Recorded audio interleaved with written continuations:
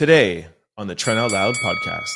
All right, we have breaking news just in like half an hour ago. Jay-Z scores a major win in his lawsuit, but it is not over yet. I don't know about y'all, but these rumors are starting to get a little loud in here. People are really saying that Beyoncé is considering leaving Jay-Z. Do we really care if Kylie Jenner is pregnant again? This is like the 68th Kardashian baby. I don't care. What up? It's Trent Out Loud, and I'm back with another episode. All right, y'all know how I get down already. My favorite day of the week is finally here. It's Friday, and I got a great show set up for y'all. All right, today we have a breaking story. Jay-Z scores a major win in court with his lawsuit against Tony Busby. In lead stories, we're going to talk about Beyoncé potentially considering divorcing and leaving Jay-Z. A U.S. Marine was identified as the person who was in the Tesla explosion. And Don Lemon goes viral for his thoughts and comments against Maga.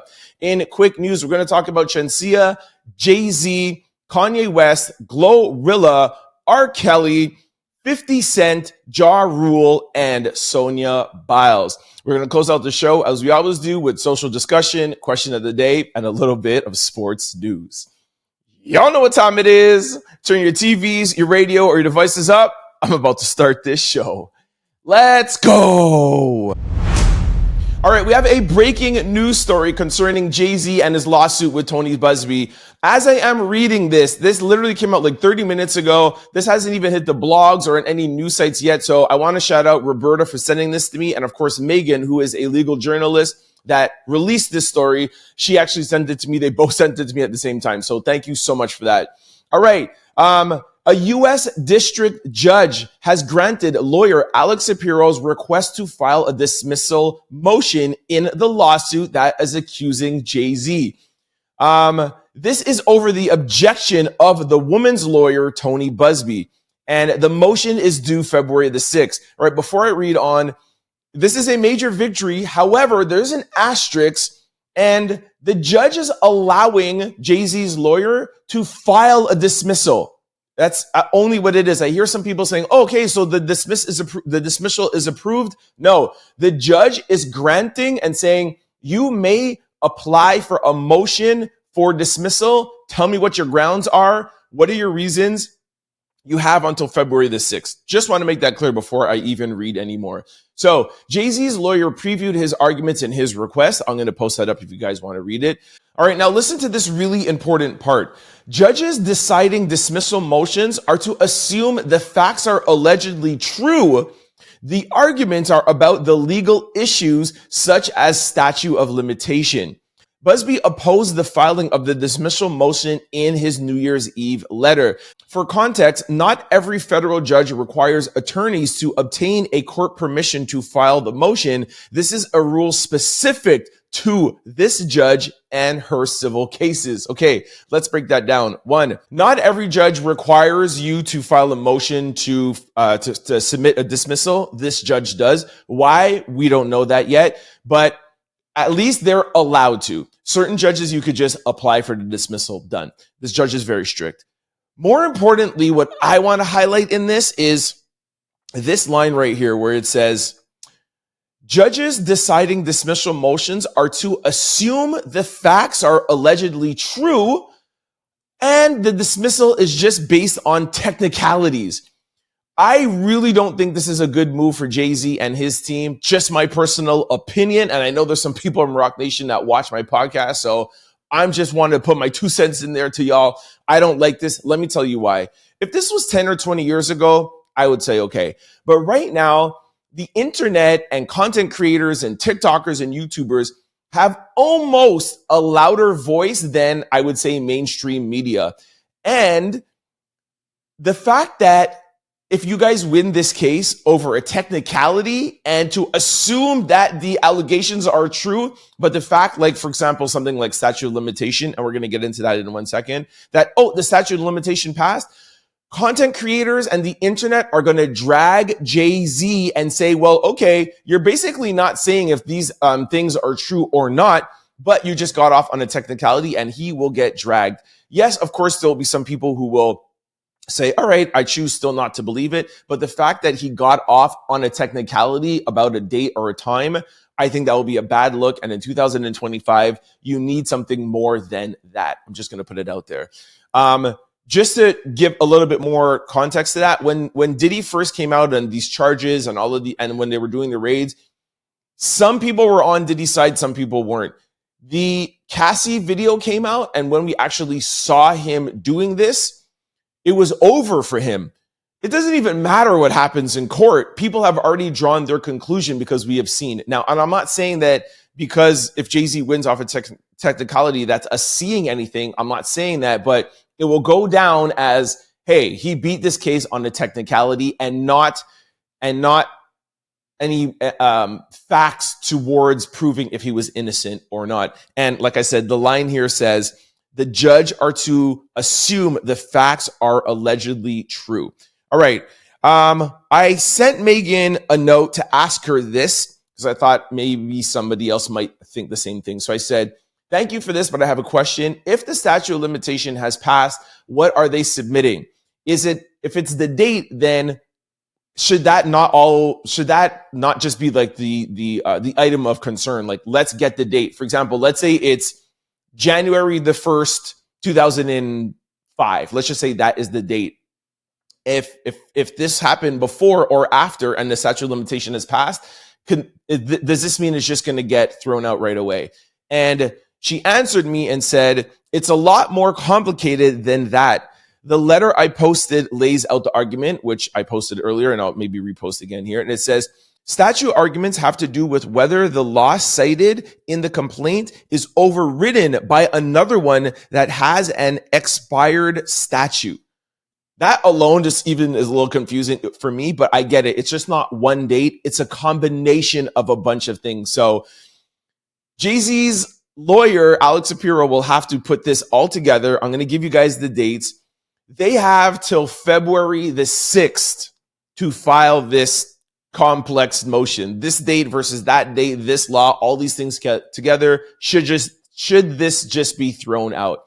So that's February the 6th. Now, once Tony Busby and Jane Doe receive that, they now have till February the 28th to file any opposing papers. Like, hey, okay, you're citing these three combinations of things. Well, this supersedes that, or this whole precedence, or whatever. And then by March the 14th, the Jay-Z and his lawyers can reply. So they get to submit. They have a couple of weeks. Tony Busby has a couple of weeks to answer. And then Jay-Z and his team have one final say March the 14th. So it looks like this lawsuit is going to loom at least until March 14th, or probably later, because I'm sure the judge will need a couple of weeks to get through, her side of it. So I'm thinking that it's probably going to be around early April, and that's just for the dismissal. Actually, now I think about it, I'm going to ask Megan. So if the fact that they're talking about this dismissal, does this mean the rest of the case is put aside until we argue about this dismissal? Because if that's the case, then we have so much more to deal with. Anyways, I'll keep this, I'll keep up to date on this and let you guys know. But I'm really interested in, if Jay-Z beats this case on a technicality, a combination of dates or laws or things that supersede each other, what does this make you think about Jay-Z, his lawyer, Beyoncé, the whole team, and Diddy? What do you think this means if they win on a technicality? And do you think it's a good move that they're going this route and not just saying, I want to clear my name of any wrongdoing, period? Let me know what you guys think in the comment section below, or send me an email, trendoutloud@cfqr600.com. Our first lead story. Beyoncé is contemplating moving forward with her $2.6 million divorce amid case involving Jay-Z and Beyoncé, as she is preparing for worst case scenario. All right, it reads quickly. Beyoncé and Jay-Z, who are often referred to as one of the most powerful and iconic couples in the music industry, has been married since 2008. They first met in 1999 and began dating a few years later, eventually tying the knot in a private ceremony, and have 3 kids together. All right. So just want to put an asterisk beside this. This is rumors. We have heard it, I don't know, for the past couple of weeks. This is not any, confirmed sources. But I wanted to throw this in because it's really being talked about a lot more than y'all think. A lot of people in the industry have been telling me that this was not a very comfortable New Year and Christmas holidays for Jay-Z. I showed you guys clips of Jay-Z being at the Beyoncé Bowl for Netflix at Christmas, and he was there. But we are hearing that there are some frustrations going on, and let me tell you why. It's not so much necessarily the case, but it's more about the Beyoncé brand in general. I was watching something from a content creator, and they were saying that Beyoncé has lost 7 million followers. Now, in the bigger scope of things, Beyoncé maybe has, how much is it? 300 or 250 million followers. But to lose 7 million followers, it's pretty big in this day and age. Another thing that this person was saying was that mostly all her comments underneath her posts are negative. And if you notice, she's posting Blue Ivy a lot more because that tends to kind of slow down the Beyoncé and Jay hate, because nobody wants to put negative comments underneath, someone's child, right? So they'll put out Blue Ivy when she was at her that movie premiere, the Mufasa. What was it? Mufasa? I can't remember the name of premiere. The Lion King premiere. So just all in all, what I'm trying to get to is that if you read the tea leaves, if you just look around and you just see Beyoncé losing followers, the comments are really slowing down. You haven't really seen her doing too much out here. I know we're supposed to be getting something January the 14th. I don't see too many like Jay and Beyoncé at a party or New Year's or whatever. We haven't seen any of that. I don't know if it's more PR saying, hey, her PR team saying, hey, maybe kind of stay offline and let things quiet down. But as I said a lot, it's not really looking good. I would say that the public perception is more negative than anything towards Jay-Z and Beyoncé, to just loop it in and just talk about the Carter. So could Beyoncé look to further push herself away from Jay if this doesn't turn out? And like I said, if he wins just on a technicality, what does this mean overall? I don't know, man. Beyoncé has worked her entire life to build this Beyoncé brand, and it's not looking very positive, man. So y'all let me know what you think. Do you believe the rumors, and do you group in Beyoncé with Jay? You think she was involved? You think this goes further than just this one case? It's just, y'all know I'm a big Beehive fan, man. I'm a big Beyoncé fan. I don't know. Scary times, man. Let me know what you guys think. Our second lead story: U.S. Army veteran identified in the Tesla explosion outside of Donald Trump's Las Vegas hotel. All right, the driver behind the Tesla explosion outside the Trump's International Vegas has been identified as 37-year-old U.S. Marine veteran from Colorado Springs. Authorities revealed that the rented Tesla was packed with fireworks, gasoline canisters, and camping fuel when it detonated on New Year's Day. The vehicle, rented through a car-sharing platform, was tracked from Colorado to Nevada using Tesla's data. Federal investigators are now digging into his background, with the FBI conducting searches on several Colorado Springs locations linked to the veteran. Law enforcement sources note that the Marine served in the military for nearly 2 decades and primarily served with the Special Forces. All right, I'm going to put up a video. Yesterday when I spoke to you guys about this, I only had a picture, and now I have a video of it. So I'm going to put up the video so that you guys can see it. And we still don't know exactly what's going on. Elon Musk put out a tweet, and he said that this was intentional. Of course, he doesn't want to seem like, his Teslas did anything wrong. But we still don't know. Yes, we know that there was fireworks, and let me just get the details again. So fireworks, gas canisters, and camping fuel. But could it be that, he was just going camping and then something just happened and triggered off in this electric Tesla? Or do you guys think it was planned? I did read some of the comments yesterday, and of course, most of you thought that this was intentional. Like I said, it does seem like it could be intentional with Tesla and Trump and, you know, everything that's going on. So is this a message? Who knows? But of course, y'all are going to comment in the comment section below. Let me know what you think. Now that we know that this person was an army vet, does it change your mind? What do you think? Let me know in the comment section below. Our third lead story, former CNN anchor Don Lemon goes off on Trump supporters who say they were blindsided by Elon Musk. All right, I've never seen Don Lemon like this. He literally went off. I'm about to play a video for you, but Don Lemon laughs hysterically as he says Trump supporters were taken aback by Elon Musk due to their Maga brain. All right, I'm going to have to edit a lot of this because Don literally is going off, but take a listen. Finding out, you dumb fucking idiots. Now you're just figuring it out. You're so fucking stupid and you deserve it. You were taken.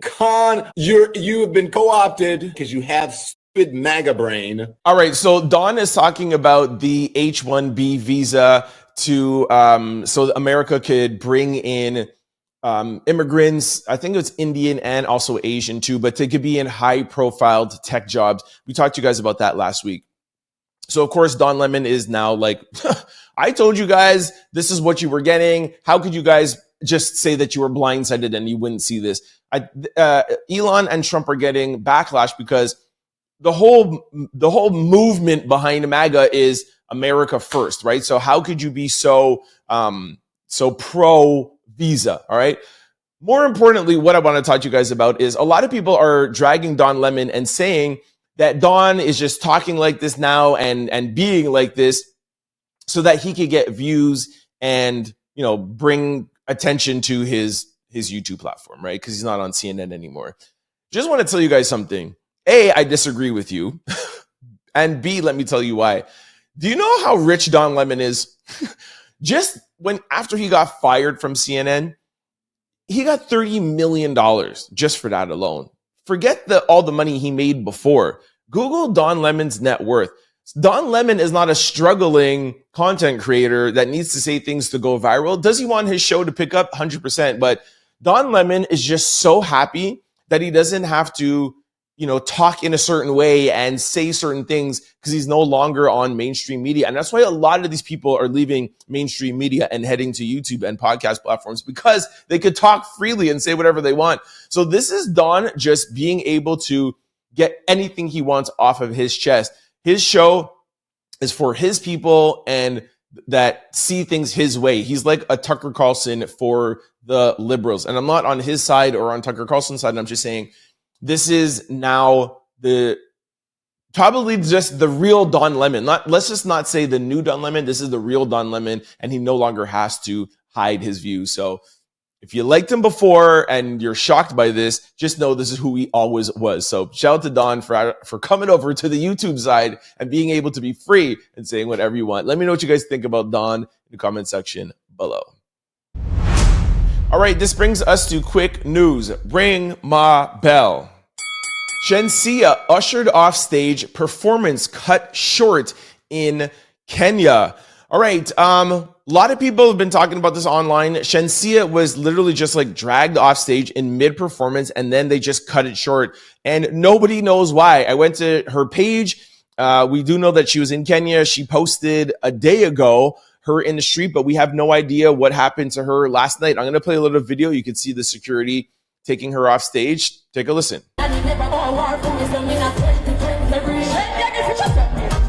Yeah, like I said, nobody has updated. Nobody has said anything. We made some calls. We looked out. We researched this story. We cannot find what happened to Shenseea. I think she's supposed to have another performance actually tonight. But if any of you have heard of anything, what happened, if canceled out there, I know I got people in South Africa, but Kenya, that's a whole other country. So anybody out there in South Africa or Kenya have any info, DM me or put it in the comment section below. Let us know that Shenseea is all right. Our second quick story, Kayne West goes off on man telling him to hold off questions related to a recent lawsuit. I'm just going to play the clip. Take a listen. You don't know who you're talking to. I'm not some slave of yours, boy. What you mean I can ask my lawyer a question? That's the dumbest Are you crazy? All right, this is another leaked clip from, I think it's A&E. Anyways, there's some show that's going on with celebrity depositions, and this is just another clip from it. I think it's actually coming out in January, like first or second week of January. But obviously the highlight is Kanye going off on this lawyer and dragging him, but it's nothing more to it. He's not going to jail. There's nothing that he got arrested for. It was literally just a deposition. Like I said, we played a clip 2 weeks ago where he first came on and then he put on this mask and he just wants to do anything he can to like piss off the other side. For those of you who are wondering why he's sitting there in a mask, it's Kanye. What else did you expect? Our third quick story. Cenat Yeezy Red Octobers fall apart during his Club Shay interview. I don't know why everybody's making such a big deal of this. Like, shoes fall apart, people. I sold shoes for 15 years. Kanye West's Yeezys started falling apart mid-interview. These extra rare Yeezys are from Kanye West's Nike line before he moved over to Adidas. We actually carried these, not the Red Octobers, but the black ones and I forgot the name, the black and tans. Anyways, more importantly, people are going and dragging him online like they were fake. They're not fake Yeezys. These things happen all the time. You got to put these shoes up. This shoe is like 15, 20 years old. Things fall apart. But anyways, take a listen. A flight is when it hit me. I was on a flight. I was watching. Oh my gosh. Man. This Joe got some fake Yeezys. He got us some Peezy. The Peezy. Kai also spoke about his infamous turning down $60 million from Kick. In this clip, he doesn't explain why. It's to make us go and watch the whole interview, which I'm actually going to watch this interview this weekend because y'all know I love Club Shay and I really want to hear some more about Kai. But anyways, here is a little clip of why, not about why, but of how he turned down the $60 million from Kick. Take a listen. That you turned down $60 million to join Kick. Why did you do that? Not all money is good money. All right. Lastly, Kai tells Shannon Sharpe that the big three of content creators are him, Aiden Ross, and I Show Speed.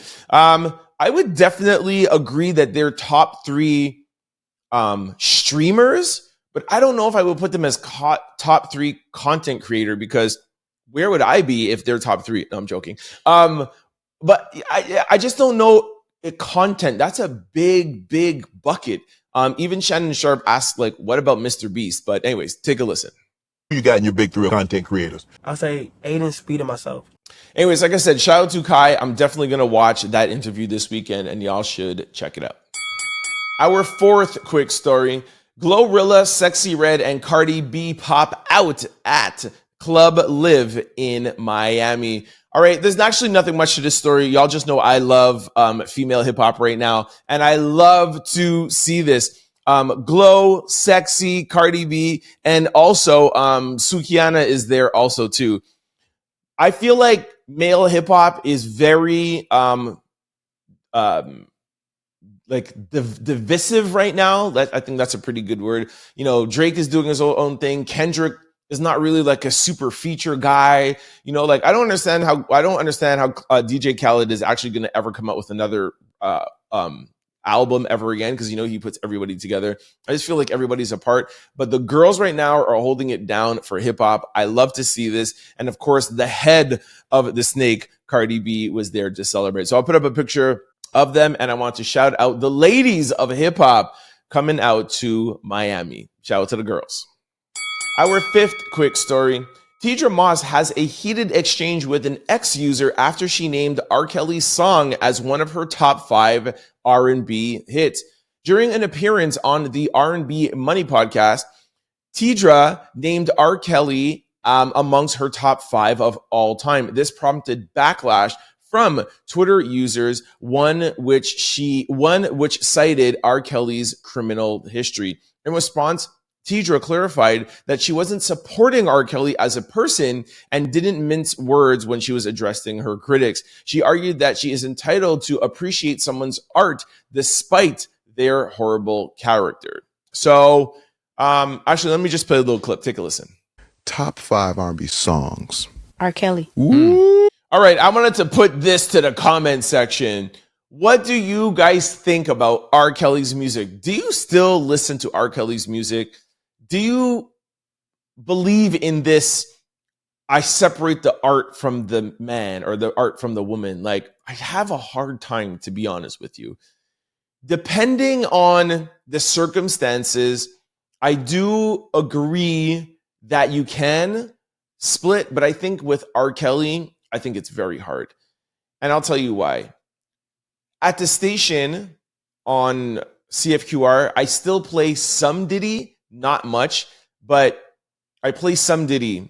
First of all, he's still going through his court case right now. We don't know. But like I said earlier, we still have that the Cassie incident, and we saw it. So that just alone leaves a bad taste in my mouth and the viewer's mouth.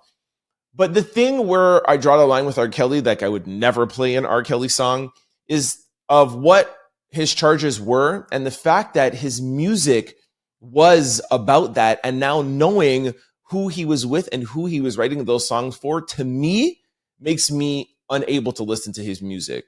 And I used to be a huge R. Kelly fan, like huge. There was like, it was him and Brian McKnight were my top two. And you guys know, well, who watches the show a lot. R&B is my favorite music. R&B is above hip hop for me personally. I'm an R&B head. So if you like R&Bs from the 90s or 2000s, you had to like R. Kelly or had to listen to him. But finding what we found out just doesn't sit well with me.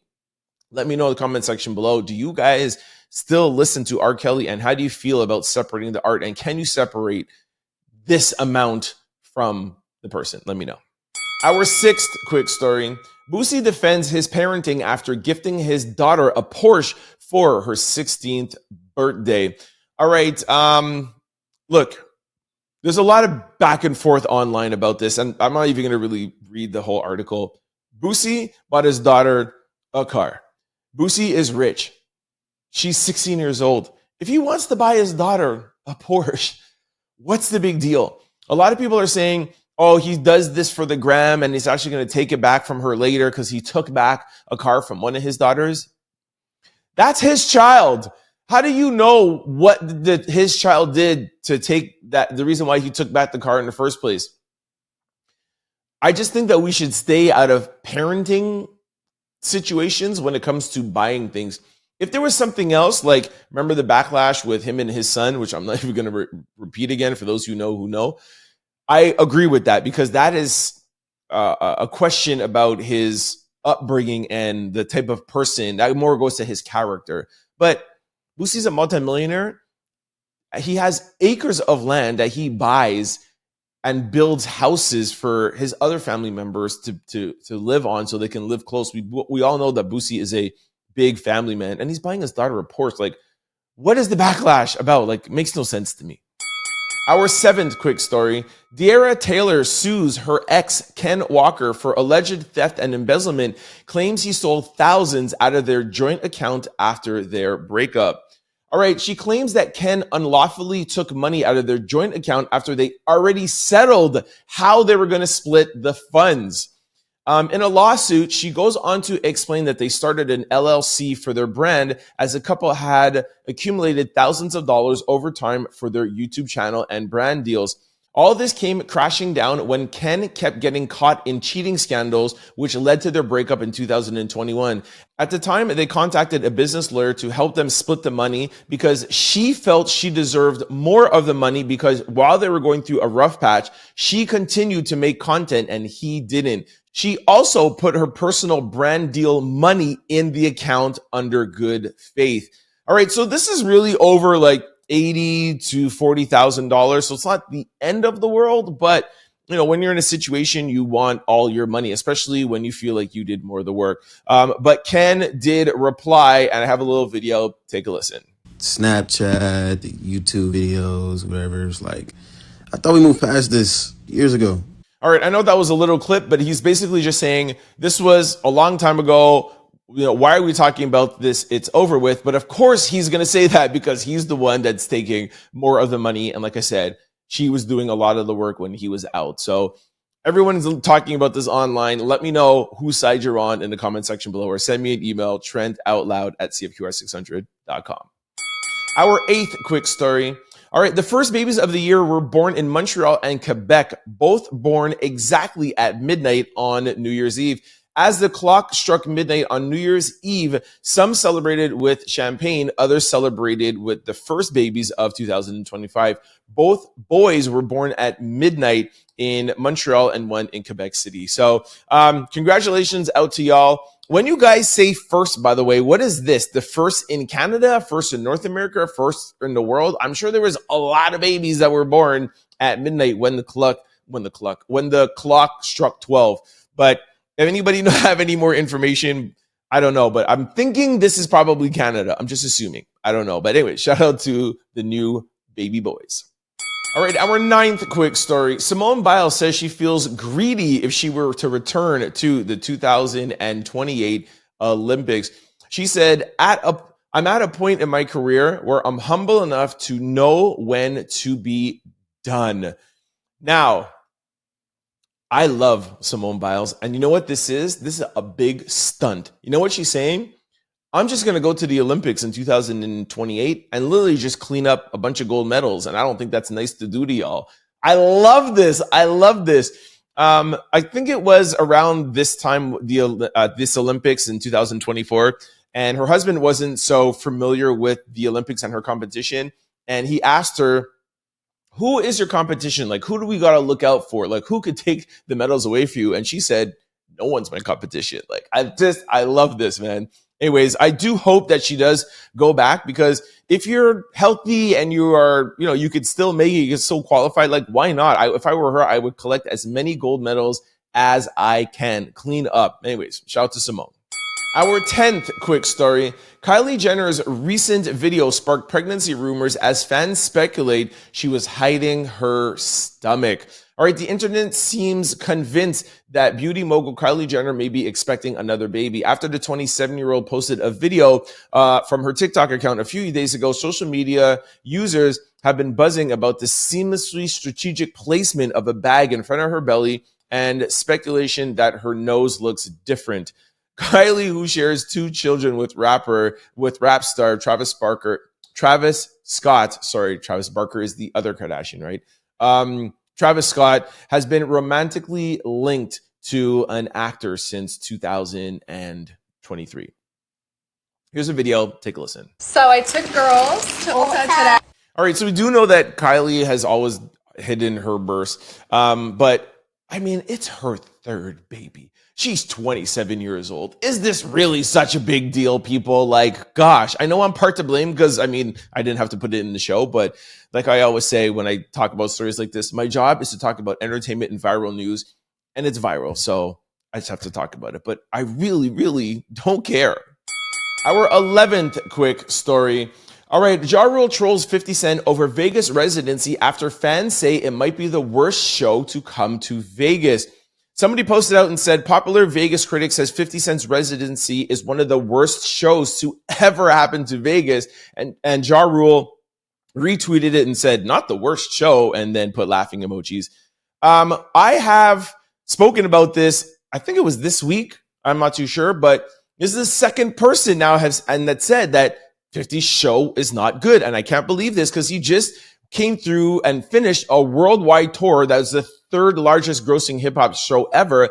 And it was amazing. People in Montreal that I know that went to it said it was amazing. Toronto, the US.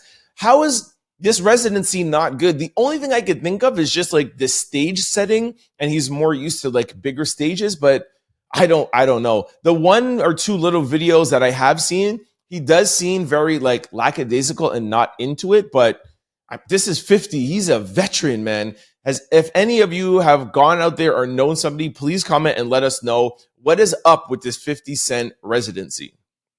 All right, our 12th quick story. All right, Chad Ochocinco's wife is talking about their split, and she said she went through his phone and saw him entertaining other women. All right, let's just jump right to the video. Take a listen. You discovered Chad was cheating on you with home surveillance footage. That's not true. That's not true. I went through the phone. All right, prior to this, there was speculation that she caught Chad on like a surveillance video or something like this, but she's coming out and literally just saying, nah, I went through his phone and he was entertaining other women. To me, it sounds like it would be like there's something a little bit more to that, because this surveillance thing, and now it's just, I just went through his phone and I saw him entertaining. It seems a little fishy to me. It should just be like, no, I caught him with another girl. This, like, what does it mean entertaining? You wouldn't divorce and break up somebody for entertaining, you know? So I feel like there's something more to this. I'm going to watch this interview, the full interview over the weekend, and figure out what's going on. And I know Chad has, he put out something else too, but he was literally just trolling and he was like, oh, she left me. Anyways, there's back and forth. I don't know if we'll ever get the real reason why these two broke up, but from what we know now that they're letting us know is that Chad was caught entertaining women in his phone. All right, this brings us to social discussion of the day.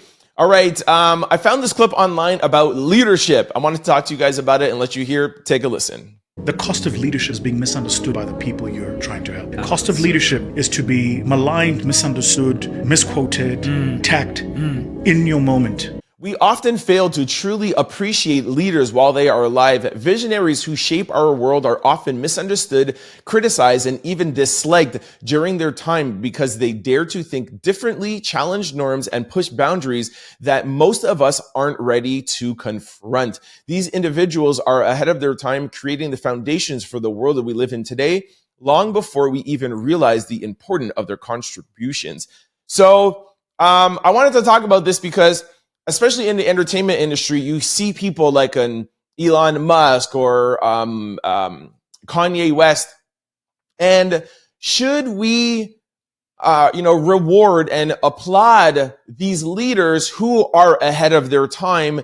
And sometimes you look back, 10 or 15 years from now, and you're just like, wow, I can't believe they were even on that, right? Give an example, like Steve Jobs, for me, is one of the greatest inventors of all time. Like the fact of him creating this iPhone. Yes, there was phones before. Yes, there was tablets, but what he did with the iPhone will forever change our world. Now, Steve Jobs was without incident. You never heard anything about him, but I'm more talking about the leaders that may have some, skeletons in their closet or some things that we find out about them. Should we still appreciate them? This kind of also alludes back to the R. Kelly comment, but let me know what you think about our leaders and if we should give them a little bit of grace so that we could understand their leadership and what they're actually really trying to do. All right, this brings us to question of the day. All right, if your friends group had a reality show, what would it be called? All right, Pookie Boss said, y'all have friends. Another person said, me, myself, and I. Another person said, laughing Libras. All right, at least that's a fun group chat. All right, I cannot say that. Another person said, you can call us the truth tellers. Another person said, I ain't in no friend group. Another person said, table for two. All right. Zach82 said, the Golden Girls. Boss Babies. I like Boss Babies. That's dope. Somebody said, down to earth. Getting to the money. Grumpy old men. That's a good one. Grumpy old men. All right. What else? Somebody said degenerates. Dine and dash. Single, taken, and complicated. That's a good one. I'm already going to award that as the winner. Simple, taken, and complicated. I really like that. I'm more surprised that so many people don't have group chats. Like, who doesn't have a group chat with friends? Really? Am I the only one that thought this was normal? I have a couple of different group chats. I have one with one set of guys. I have one with another set of guys. Am I the odd one out here? I think, you know what? We'll double up this question of the day. If you are in a group chat, what would the name be? But also, are you in a group chat? Let me know in the comment section below. All right, this brings us to sports news. Dwyane Wade was on a podcast and he said, we want to see Bronny. This is not a championship team. What? Take a listen. As a fan of the game, I'm not looking at the Lakers and they're going to win a championship. We want to see Bronny. This is not a championship team. All right, that was Dwyane Wade on wanting the Lakers to call up Bronny James from the G League. Now, I have respect for Dwyane Wade and everything he's done in the NBA. Salute to him. But what is this? Like, are you joking? Because the Lakers are not going to win a championship or they're not on pace to win, then they should bring up Bronny from the G League so that he can make them worse? It makes no sense. That's exactly what's wrong with basketball and why the ratings are not doing that great. I don't like this take. Bronny is actually doing okay in the G League. I saw a couple of days ago where I think he scored 28 or 30 points. He's doing better. They really shouldn't bring him up. I'm not even opposed if they bring him up once in a while for fun. I get it. Father and son, I'm all for it. But to bring him up so that people could just watch him, like, that just makes no sense. Let me know what you guys think. All right. Thank you so much. That was my Friday show. Thank you so much for kicking with me all week. Views have been up crazy. Like I said, I promised through the beginning of the holidays that I was going to ride with y'all through the whole holidays. We got through. There were some days where I was tired. Yesterday's episode, a couple of people DM me and was like, yo, were you okay yesterday? Actually, episode 411, I actually got no sleep. I was literally up all day, all night. My voice was a little bit raspy, so I tried to give you guys the best show that I could. So if I didn't have my normal Trent Out Loud energy, sorry for that. Hopefully I made up for it today. But had a great show with y'all. Thank you so much. Actually, lastly, while I'm on off topic, I want to shout out my Auntie Cecile. She was at my New Year's Eve party, and my cousins were like, yo, we had to get her a radio, and then the radio couldn't get the CFQR frequencies. They had to get her another radio because my aunt never misses any single one of my shows. She watches every single one. I'm like, you guys couldn't tell me that? Like, I'm only finding that out now. But anyways, shout out to my aunt. That was such a nice surprise. It's nice to hear, like, family supporting you. Not everyone's family is always there for them. So love my family. My mom and all that stuff always watches. I always tell you guys about that. But anyways, shout out to my Auntie Cecile for listening and hold it down. And of course, shout out to Sharon, Kamala, and Jason. All right, so that's it. Yes, wrapping up my week. Thank you guys so much for kicking it with me. Before I let you go, I'm going to remind you guys of all the ways to keep up with the show. All right, if you're watching the show on YouTube or used to listening to it on podcast platforms, please try to check me out, like my aunt, on CFQR600.com. Or anywhere from around the world, or 600 AM if you're in the Montreal area. We do play the Trent Out Loud podcast, but we mix it in with 90s and 2000s hip hop and R&B. It's a great hour. It's a great way for you to get your entertainment and viral news while listening to your favorite hits from the 90s and 2000s. And my aunt said that the music I played was dope too. Vice versa. If you can't always catch the show from 11 to 12, let me tell you all the ways so you can keep up with the show. Now, when you're used to going on CFQR 600 and you click listen live, there's a second tab that says listen on demand. You click that and you'll get access to all 412 Trent Out Loud episodes. Listen as your heart contents. The second way is on YouTube. Make sure you follow and subscribe. And the third and final way, we are available on all podcast platforms. Just go to your desired site, type in Trent Out Loud, the show will pop up. Don't forget to hit the follow and subscribe button so that you could be notified every time we upload a new show. And just like YouTube, we upload daily. We got y'all. You can follow me on any podcast platform. It's always the same handle, Trent Out Loud. Don't forget to follow the media company, Exo City Media, on Instagram. For those of you who tuned in to CFQR, do not touch that dial. My homeboy, Don Smooth, is coming up next with the lunch mix from 12 to 1. And Don is always dropping the hits. I'll see y'all Monday. Have a great, great weekend. Love y'all. Love you, Auntie Cecile. Bye. Watch me on YouTube, Auntie Cecile. You won't have to wait till 11 o'clock and sit down by the radio, all right? Love y'all. Peace. Don't forget to like, comment, and subscribe. It's your boy, Trent Out Loud. Peace.